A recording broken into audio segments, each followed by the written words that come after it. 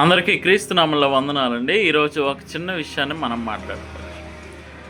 మత్తయి రాసిన సువార్త 7వ అధ్యాయం 7వ వచనాన్ని మనం చూడగలిగితే, అక్కడ అడుగుడి మీకు ఇయ్యబడును, వెతకుడి మీకు దొరకును, తట్టుడి మీకు తీయబడును అనే మాట ఉంది.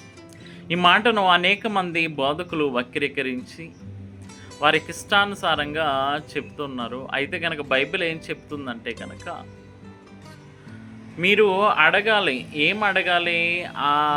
వచనాల కిందలోనే ఉంది ఏంటంటే గనక, మంచి వాటినే మీరు అడగాలి.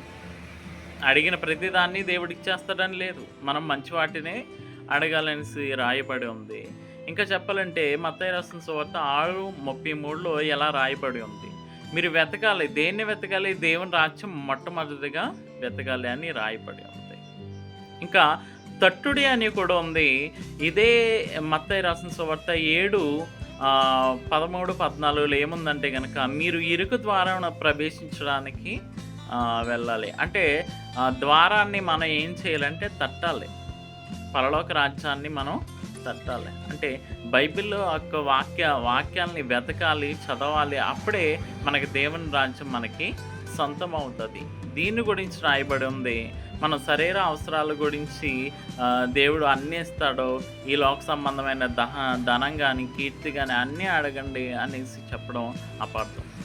వందనాలు.